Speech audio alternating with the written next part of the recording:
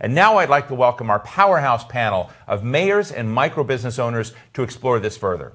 A really big welcome to Jim Brainard, mayor of Carmel, Indiana, John Giles, mayor of Mesa, Arizona, David Holt, mayor of Oklahoma City, Daniella Levine Cava, mayor of Miami-Dade, and I just want to say our heart goes out to the mayor and the citizens of Miami-Dade for everything that community's been going through right now. Brandon Scott, mayor of Baltimore, Whaley, mayor of Dayton, Ohio. We could run the country just with these folks here. And our two great business owners who also happen to be GoDaddy customers. Natasha Williams is owner of the Miami-based Natasha Nails, and Denise Larell is the owner and hairstylist at Denise Larell Hair Studio in Baltimore. It's really great to be with all of you.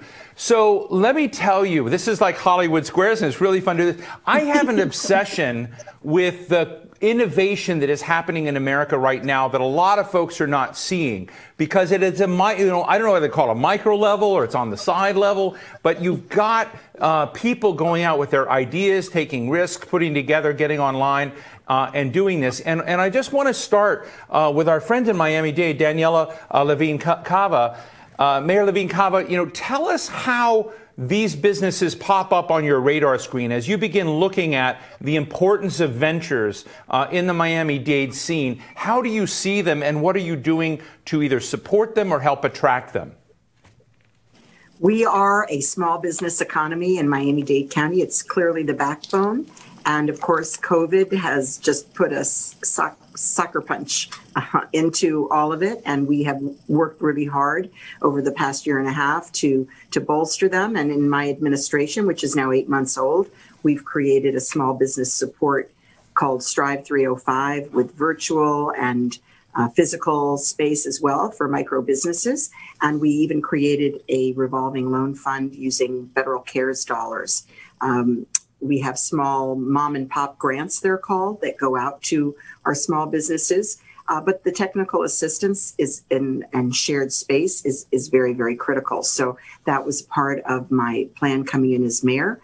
Look, we are going through this horrendous Surfside building collapse, and the businesses in that area have of course been affected by the changes in the traffic and so on. And the Small Business Administration showed up on scene and has been providing really tremendous help along with FEMA and our State Department of Emergency Management. So I just want to give a little shout out there to the federal and state sources as well that come into play when there is a disaster. That's terrific. I mean, before I jump from you, Mayor Levine Cava, when you're out there talking to venture owners and those people trying to risk, what do you feel they most need? I hear from some of them, it's not always finance, or it may be a quality of life in a community. It may be understanding what other kinds of benchmarks are out there. You talked about workplace provision and whatnot, but when you talk to them, what is the array of needs that they have that you as a mayor are hearing? For sure, technical assistance, mentoring, coaching, again, the shared space, the shared financial help, help with their websites, their marketing. Again, going back to COVID and the pandemic, everybody had to adapt really quickly. If they had a place that people went to, now they had to go online. Of course, they had to put up barriers to protect people with social distancing. So everything that we could do, technically speaking, to support them was huge. But also, you've got to have a good transportation system so people can get to the jobs. And we're in the process of upgrading our public transit and procurement reform, helping them to get access to contracts, for example. And we have a very strong commitment to our small businesses to bring them in through different mechanisms by dividing up contracts into smaller pieces, providing them hand-holding as they navigate that business application process. So, it's really from soup to nuts, everything that they can use. And again, this is the lifeline. So we need them, they need us, and together we can keep our economy going and growing. Well, thank you. Well, we know your city well, and we know you're doing great things there. Now, I also happen to spend some time in Oklahoma City, and we have Mayor Holt from Oklahoma City, who is, I think there was a spate of time where you began seeing Oklahoma City, not to make the other mayors jealous and whatnot, but it was like one of the great startup cities in the country, one of the fastest growing economies in the country.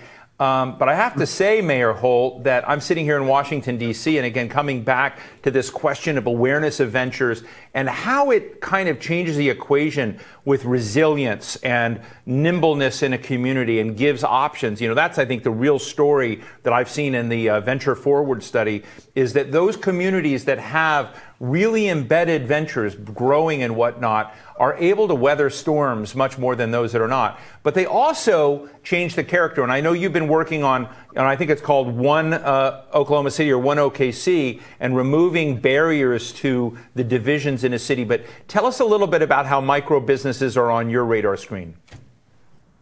Yeah, well, I mean, the first challenge, of course, that's still front of mind for all of us has been COVID, which really was a setback for everybody, but even more so for minority-owned businesses and very small businesses that were just getting started. And so that's why when we were out there trying to save our small businesses, we did special efforts just for minority-owned businesses. So we were big enough, and there's a few cities on here that had that opportunity, like Mesa with Mayor Giles, to get CARES Act dollars.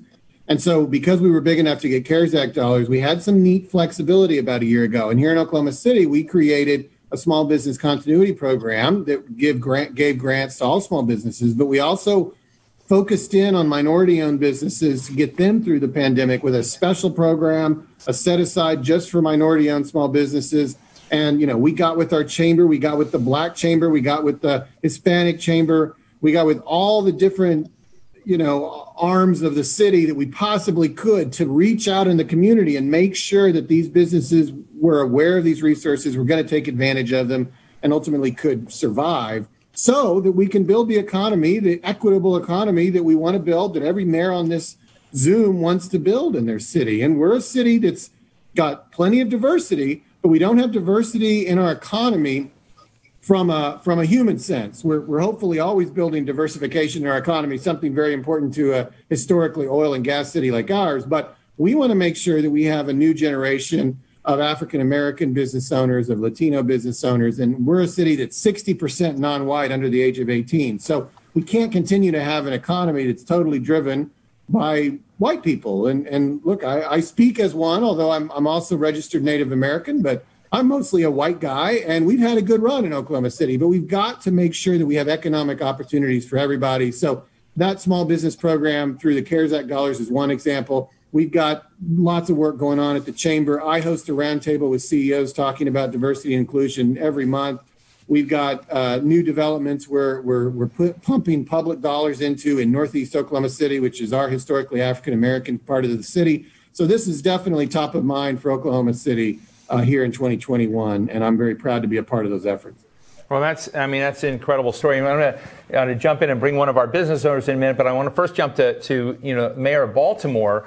I'm in Baltimore is just a real close throw from where I'm sitting right now, and Mayor Scott. When it comes to your plans, I mean, you're a new mayor and you've come in. You've got with us right now Danielle Larell. I want to talk to Danielle in a moment.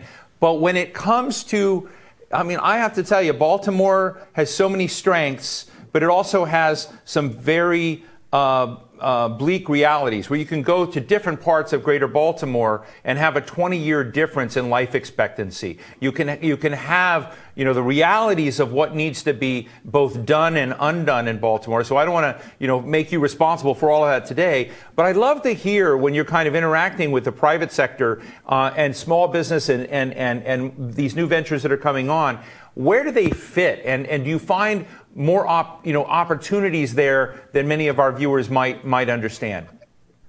Yeah, and thank you for that. And I think that we have to understand, first, let me say, Denise runs a fabulous small business. We have to understand, first, Denise runs a fabulous small business in my neighborhood. But when you think about Baltimore, you talked about the two Baltimores. I always say that it's the Baltimore that everyone knows, and then there's the forgotten Baltimore, and that's where I come from.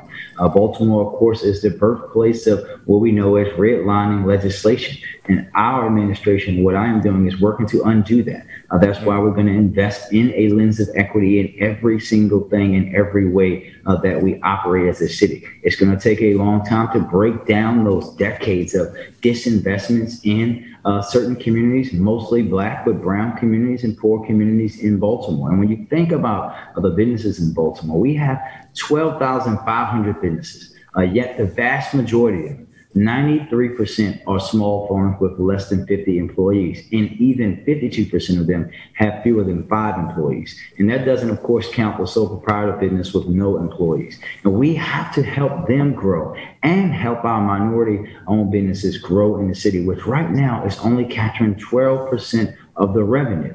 That's why we're doing innovative things. Just yesterday, we celebrated the first cohort of Boost, which is Black owned and operated storefront tenancy program for downtown in Baltimore, which is a great place for people to come. But Black businesses didn't operate in downtown, especially on storefronts. And to have that innovative program be able to lift those businesses up is going to help. We're also a Goldman Sachs 10,000 small businesses city, where we're helping women-owned and Black-owned companies in ways that we haven't before by giving, as you heard from the mayor, giving them that technical assistance. That access to capital is also important for them, making sure that the city is meeting their needs just like they meet the needs of any major company that's here in Baltimore City. And when you think about the pandemic, as the mayor said, and think about the devastating impact that it had on businesses across the country, we were very particular about making sure that our Small Business Assistance Fund went to help businesses that we know typically didn't get help from the city. And we're very proud to say that over $3.5 million was awarded in small grants, with 74% of that money going to minority-owned business, 68% of that going to women-owned businesses, and a full 73% of the grants were made to businesses owned by Baltimore City residents. We're going to continue to do that great work and help our small businesses grow. We're redoing our procurement practices in Baltimore to make sure that we are more open to small businesses, women-owned businesses, Black businesses, businesses operated by Baltimore residents that hire Baltimore workers to be able to participate in that, so that we can see our city become the greatest version of itself. Well, that is very inspiring, but we're going to, kind of pressure test this with one of your constituents. We got Denise Larell here, and I should also mention, Natasha, that both of you have a great opportunity here. Should you want a franchise, you've got 5 U.S. mayors online right now who may be very welcome, in kind of taking you as you kind of take new versions of yourself and go national to a lot of these other countries. But Denise, I'd love our audience to hear a little bit of your story, because I have some of it that during this period you've done hair webinars, you open your salon with not loans and cash and kind of put this forward. And that, you want to see more micro-businessing networking events. I don't want to speak for you, but I want to hear how you brought this into being. How did the online dimension of what you're doing take hold? And what would you like to tell our mayors about how to make it easier or more fruitful for people on your kind of journey? So when I started doing hair initially, I was about 16. So from then up until now, it's really been a task. But when COVID hit, not only was it a lot for me, but it was a lot for everyone. So really quick, I want to highlight something that I feel like people overlook, especially during COVID-19, was mental health. COVID-19 took a toll on mental health because it was a change for everyone. It was a change for everyone, especially speaking for business owners. Business owners, we have to handle a lot. We have to handle owning a business, our personal lives, and trying to keep afloat with everything.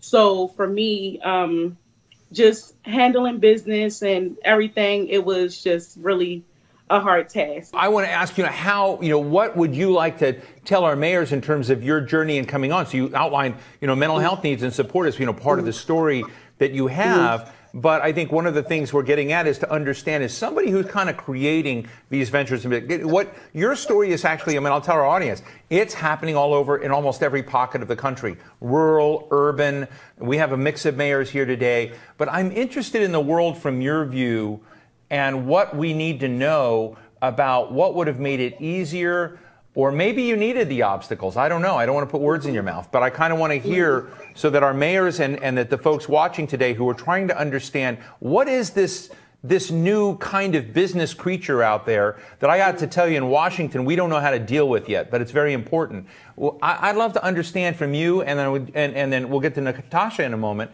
about what we ought to be thinking about what you need and what you would like to see your peers be able to do in your community.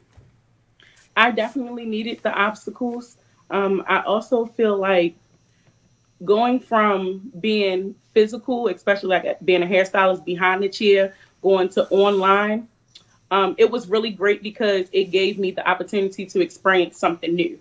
Also, not just the opportunity for me to experience something new, but for my consumers, people that took my webinars. Also, another thing is when it comes to just sometimes when you're in your career field, you get used to and you get comfortable with doing something specific. For me, it was literally just standing behind a chair. So COVID-19 brought something out of me that it was an uncomfortable state, but it was something that I really needed, not just for myself, but for my business. Wow. Well, let me jump to Mayor Giles, John Giles of Mesa, Arizona, another great city. And I think one of the challenge here, I'm going to go back to some interviews I've done in the past. I interviewed a woman named Alexa Hirschfeld, and she and her brother co-founded an online company. I'm sure all of you know it, called Paperless Post. And it was in New York City. I don't know where it is now, but she said the thing that most mattered in terms of going to New York City before New York City had lots of startups was quality of life, of looking at the opportunities, what you're going to do with the workforce you were bringing in, and other dimensions of this ecosystem that became important. And really at that time, I have to say honestly, I don't think they were on New York City's mayor. But Mayor Giles, I know that those factors, that ecosystem, are hugely important to you. Can you share with us how you sculpt the environment and then hope to attract or seed into it the kind of businesses we're talking about today? What are the highest and most important investments you're making? Well, thanks, Steve. We have seen a lot of growth in our community. We are in the Sun Belt, and we're challenged before, during, and after COVID, frankly, with the nice problem of managing growth. I think we've weathered the storm better than most. We recently were ranked one of the top 5 cities in the country for business reemergence, and I think that's, again, we fall back on the strengths that we were blessed with, prior to COVID.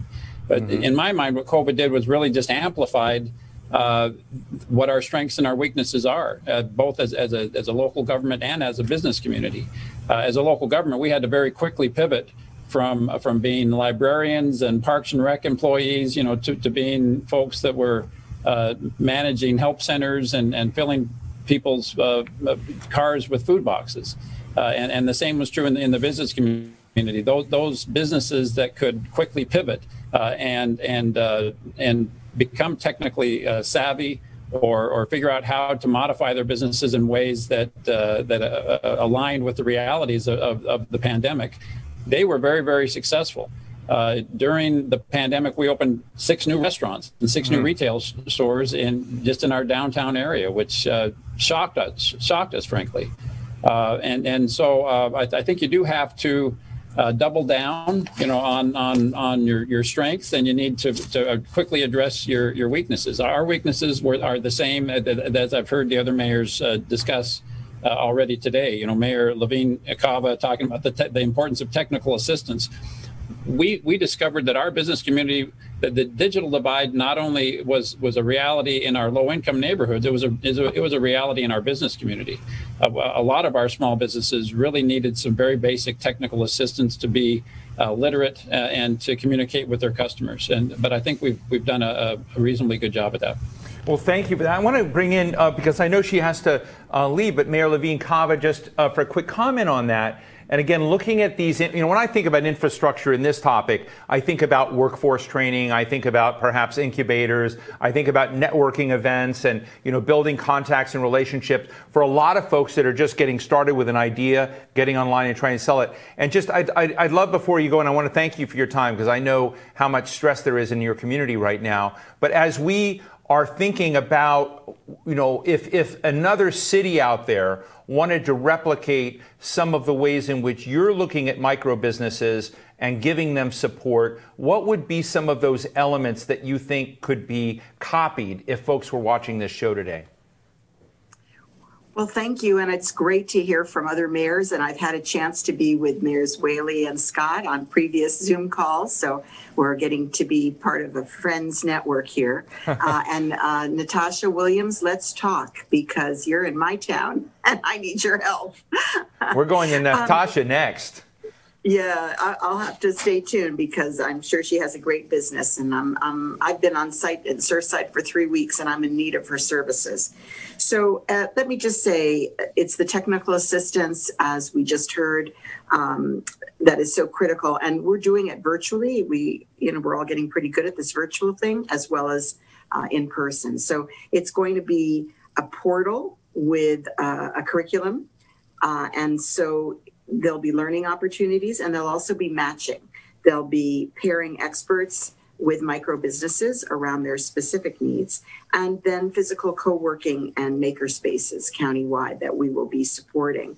And we also are going to be launching a major economic development initiative that will cover what does the new economy look like. We fortunately have a lot of people moving to South Florida, seeing that lifestyle matters when you can work virtually. And so we want to be sure that our small businesses are part of that pipeline. We want to be sure that our local residents have the requisite skills and training to get into these future jobs.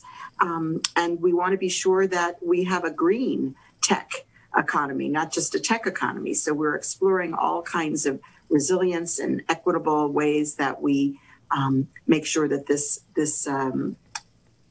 these disasters, these tragedies create an open door. And I want to just end with, we are so fortunate to have this American Rescue Plan. We are going to be spending a good bit of it on infrastructure projects that will benefit small businesses and the local workforce.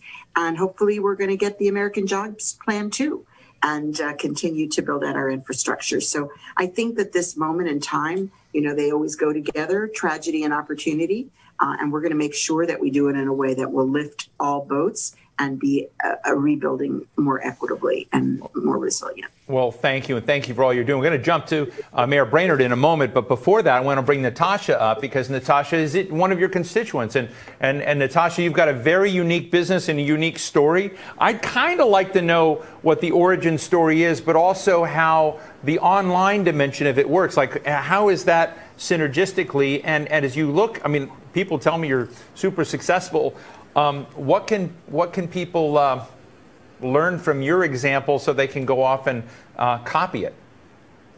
Well, my background is in dance. I'm actually a professional tap dancer, and I teach for Armor Dance Theater, which is a wonderful program that services students in the inner cities. So we have outreach programs.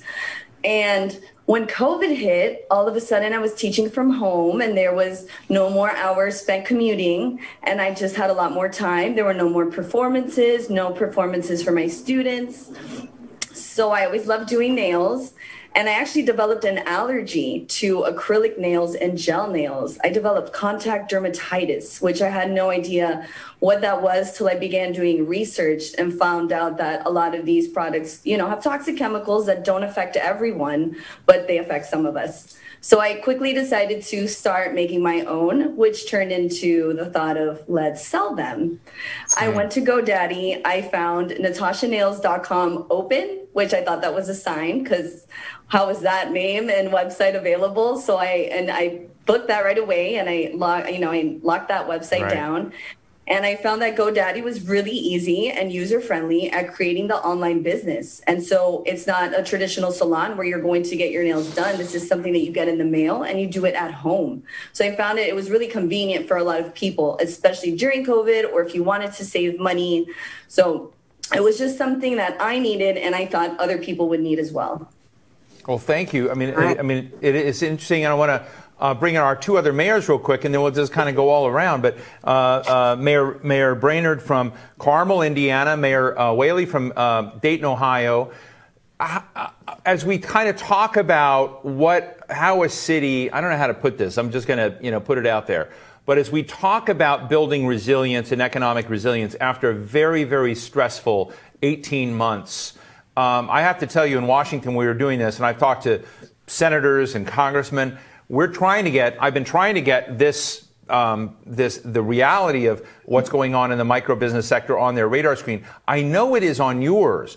I'm just interested in how you sell this so that it becomes sort of a natural part of your own governance and interaction in your city, and what it's going to take for the federal level to be more attentive. So let me start with Jim Brainard. Jim? Well, I think one of the things that we have to think about as local elected officials, and we generally, I think as a body, haven't done a good job of that, is all the obstacles that we have built in at the local level. Forget about the federal level for a minute. The obstacles we've built in at the local level to micro businesses. Over 50% of our population in the United States lives in what we would consider a suburb, well over 50%. And many of these neighborhoods have been developed with single-use zoning, so that you don't have the corner stores that were built years ago, small spaces where someone could start a retail business. We also tend to have zoning codes that have minimum areas for a retail business, usually 4,000 to 5,000 feet. We'd easily change those codes to say the developers have to put in something 1,000 or less square feet, but we generally don't allow that. We require separate restroom facilities in each small retail space. We have so many requirements that tilt the scale to the big chains, the big franchise businesses, really at the expense of many small, what I would call mom and pop businesses. We often have single-family residential zoning codes that prohibit home occupations, don't allow one or two employees to come to somebody's home to help on a business. Sometimes we allow homeowner association covenants to be put in place when a new neighborhood is built that further limit the ability of someone to do business in their homes. Well, Jim, let me jump in real quick. Jim, have you been able? I think at a local level and say, okay, how do we make our own local ordinances more friendly to small micro businesses? Well, Jim, I'd say, have you been able to roll some of those back in Carmel? We have. We allow home occupations. We allow up to 4 people, even residentially zoned areas. We don't allow, when a new neighborhood is being built, a HOA or homeowner association to put a covenant in place that prohibits home occupations. As we do redevelopment transactions throughout our downtown area, requiring developers, they're always after city incentives. So, okay, the quid pro quo is we want a portion of this development to be reserved for small businesses, small footprints that a small micro business can afford.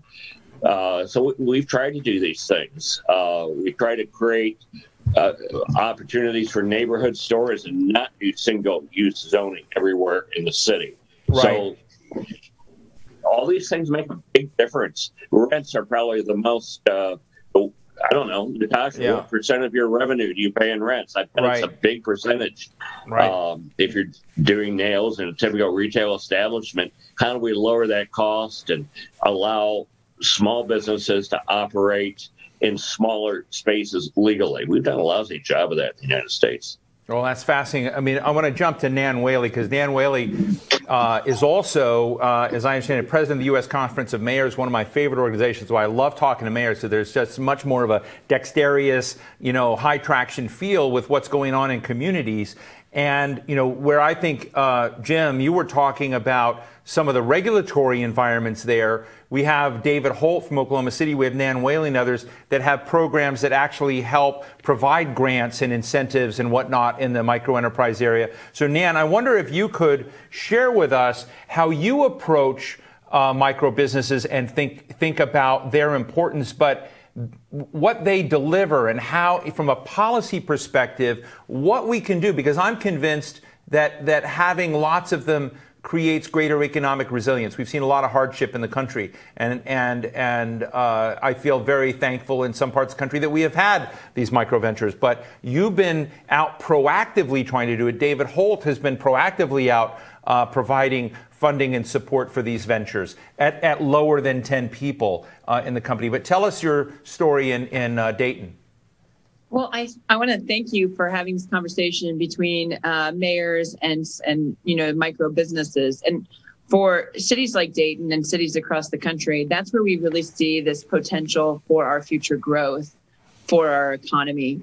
I think most cities recognize that their success is not going to come from a magical company moving into our communities. It's about building our communities, building our businesses from the ground up. And so you have to get these seeds going and really be as flexible as possible and also support them, like Mayor Brainard was talking about locally. I think for the federal government, the best thing we like to say as mayors is like, look, help us get resources, but then let us make local decisions to really move for what's best for each and every community. And what may work in Carmel, Indiana is certainly not necessarily what's going to work in Baltimore, Maryland. And so having flexibility for these communities to really grow. And look, there's so much incentive for local communities to fight for small micro businesses to start, because those are the future businesses of growth. I'll give you one example. One of the largest employers in the city of Dayton is a company called CareSource. CareSource actually started in a hospital closet of our hospital around how to do a better job around manage Medicare and Medicaid. So one person in a hospital office grew to a company that is now over 2,000 people, 3,000 people in 8 different states now. That's the kind of ingenuity you need, and you need to have the support both from government, but also from the rest of your small business community and your regular business community around this entrepreneurship work. I also want to point out what Mayor Scott said, which I think is really important. During the pandemic, we have seen significant challenges for our small and micro businesses, particularly for businesses that are owned by women and people of color. And so really paying close attention as we come out of the pandemic. I hear mayors talking over and over again about how they can use their ARP funds to really focus in on the place where we've seen the biggest stress coming out of the pandemic is really important. But I think for as president of the Conference of Mayors, we will always advocate for a great partnership with the federal government, but letting us make the decisions where the best place is, which is on the ground. Well, I'm going to ask our mayors real quickly in group. One of the things that I found disturbing, and I may have it wrong, but it was kind of disturbing, was when you looked at the scale of some of the money that was issued to some of the largest corporations in the first rounds of PPP. Any one of those giant grants would have been transformative for an entire city of small micro ventures who only may need $1,000 or a couple $1,000 to help get launched, started, get things going. And I'm just wondering if you think as mayors, we need to invert how we think about investment as Mayor Scott just shared. So I'd just love to kind of talk to our mayors real quickly and say, when it comes to providing that kickstart, are we collectively doing enough? Let me ask Mayor Holt first. Well, no, and that's why we're having this conversation. I don't necessarily begrudge the structure of PPP. I mean, everybody was hurting at that time period, and everybody needed help. And just because you work for a big company didn't mean your job was any less valuable. But as we move forward into more of a recovery and less of a triage, I think that it's always natural that our efforts be targeted at those who are building something, and those who have built something obviously need a great regulatory environment and a great tax structure and any other way we can support them, but maybe they don't need quite the same level of incentives that you do when you're just getting started. So I think that's natural, that should be where we are focused. And as Nan and others have said, today's small businesses, today's micro businesses are tomorrow's big businesses. And so it's an investment that we're making when we do that. And it's usually one that pays off. Mayor Scott of Baltimore? Yeah, I think that Mayor Whaley said it. We know that the pandemic impacted these small businesses, women-owned, minority-owned businesses more in a much desperate way because we know the existing inequities that already existed. And my grandma would always say, when you know better, you must do better. So we know that we need to be investing in these more. And that's what we have to do. We have to be very intentional. This is why we were very intentional about reaching out to those businesses. And what our job is as mayors to make sure that we are advocating, working with our congressional delegations, working with our president who believes and understands the importance of cities and understands the importance of small businesses and business ran by people that live in these jurisdictions. And we have to all invest in it. We all have pension funds, all these private folks who have it, nonprofits who have funds to invest. And we should be investing in these businesses because we know we have to undo all the disinvestment or ignoring of these people and places that have happened. And we have to do better by them in order for us to be the best version of ourselves. Right. And Mayor John Giles of Mesa? Well, amen to what's been said. More than half of Mesa's 13,000 businesses are small businesses as well. And we were grateful for the CARES Act money that we were able to distribute nearly $5 million over 500 small businesses in Mesa. So, yes, I mean, businesses large and small are important in all of our communities, but we need, it's up to us as local government folks to be advocates for the smaller businesses that don't have the clout in Washington, D.C. for sure. Well, thank you for that. And then I want to go back to Mayor Whaley and to just punctuate this, and then we've got Mayor Brainard. Just get a quick slice. We're almost near the end of the program, but I also want to get a question in from our audience. This has been such a cool conversation.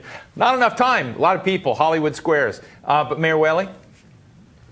Yeah, I think what everybody said is exactly right. Look, I really think what's important, one of the best things about these micro businesses for our cities is they really take the ingenuity and the creativity of our communities and flavor of our communities and create something very special. And so that's one of the best things about America is the different cities and how they are different and they are not cookie cutter. And so the micro businesses also, generate this uniqueness that makes something so quintessentially Pittsburgh or, quintessentially San Diego.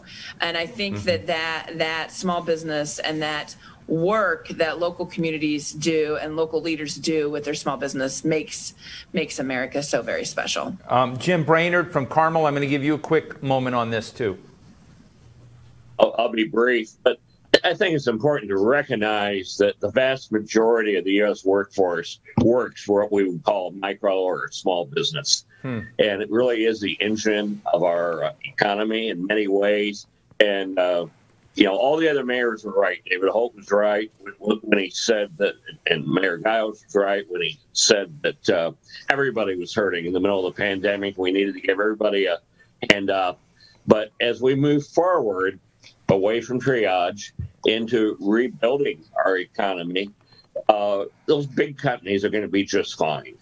The best thing we can do, I think, for our local economies and for the people that inhabit our cities is to help those small businesses and make sure they have opportunities to succeed and be prosperous and employ people and grow.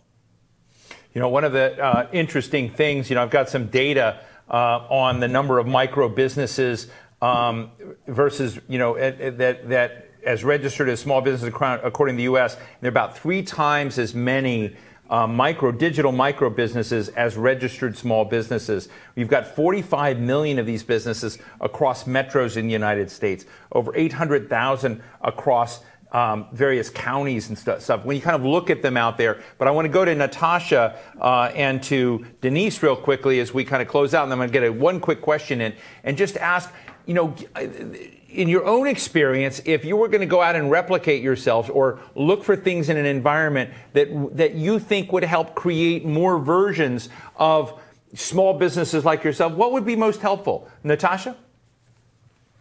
Well, what Mayor Levine Cava said about having a place where small businesses can find all the information they need in terms of grants and registering tax information, registering your business, things like that, that's always super helpful. And then brand awareness events, so that way people could learn about your company. Because if you have a good product or service, people will continue to come back. It's just a matter of getting everyone to know about what you offer and what you have. So as many of those things as possible, you know, having the mayor's help behind us, these micro businesses, is wonderful.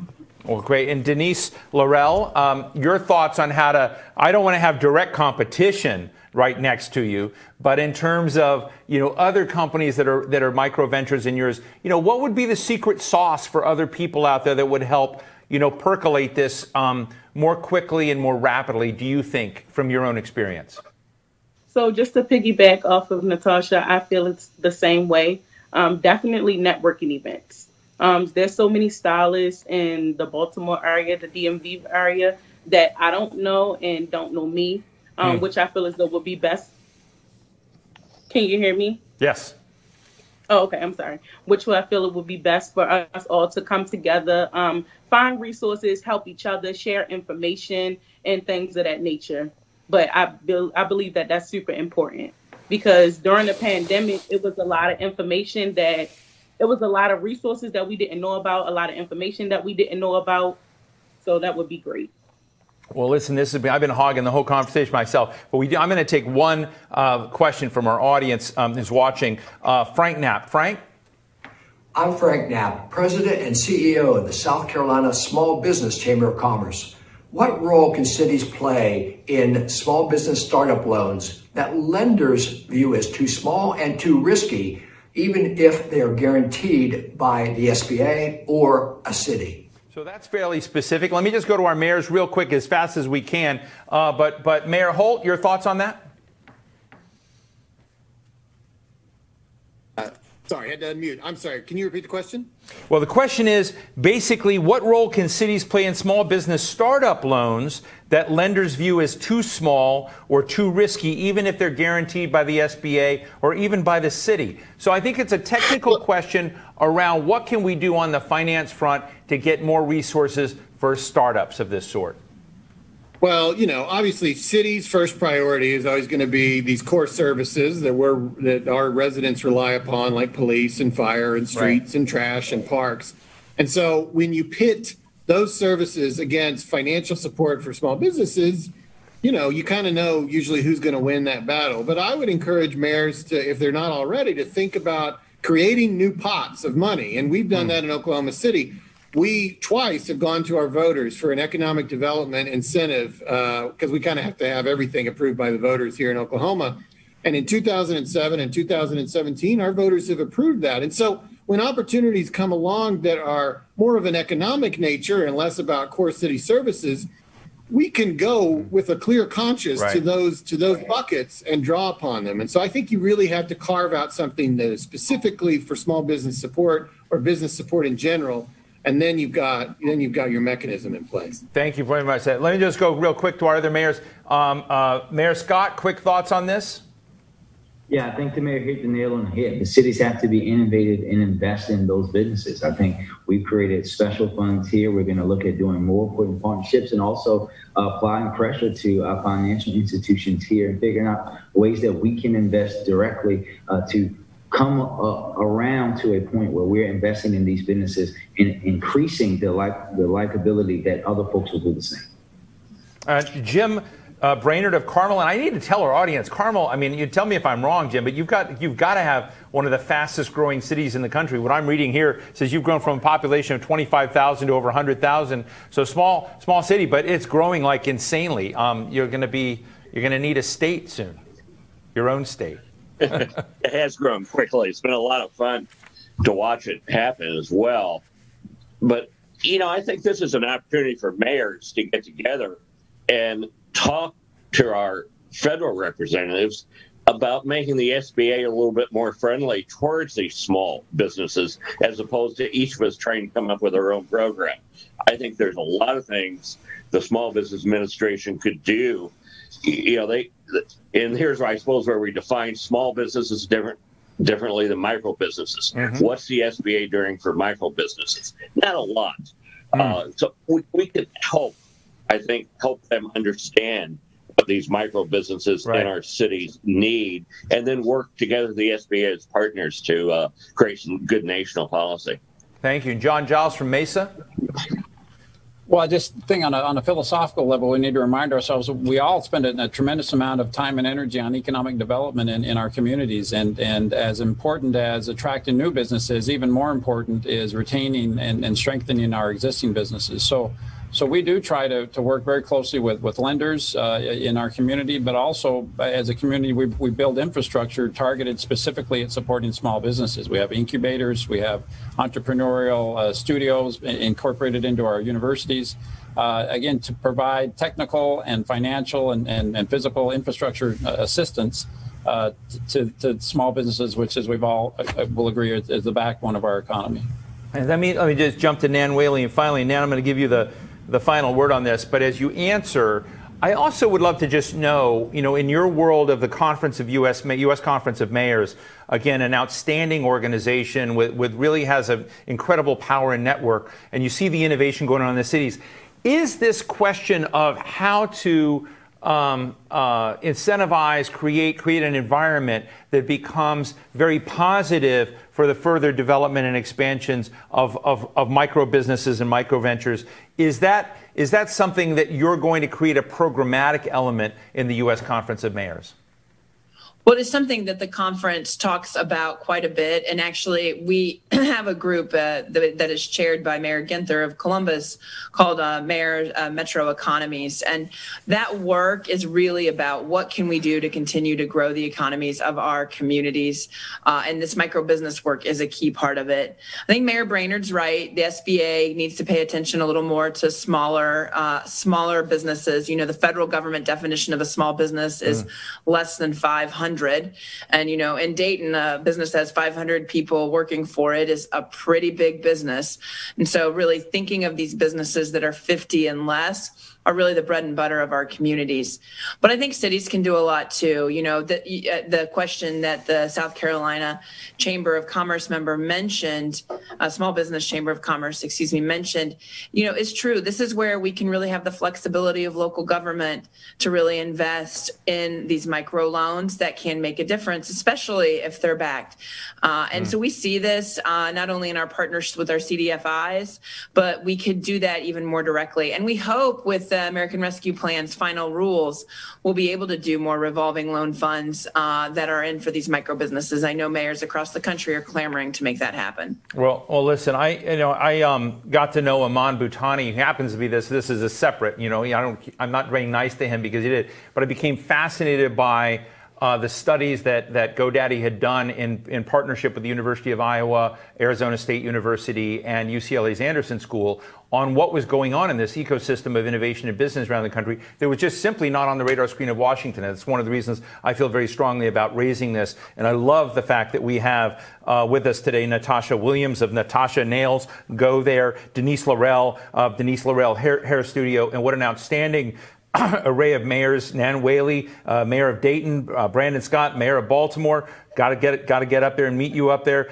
David Holt, the mayor of Oklahoma City. John Giles, mayor of Mesa, Arizona. We're very happy to have had Daniella, Levine, Cava, the mayor of Miami-Dade, and of course Jim Brainard, the mayor of Carmel. Thank you all so much for joining us for this conversation today. Thank you. Have a good afternoon. Well, that brings us to the end of our program. A really big thank you to GoDaddy and to all of you attendees for joining us for this discussion. If you missed any of the conversations, you can catch it all up on video on our website. We'll get it up there real shortly. I'm Steve Clemons. Have a great day. Be well.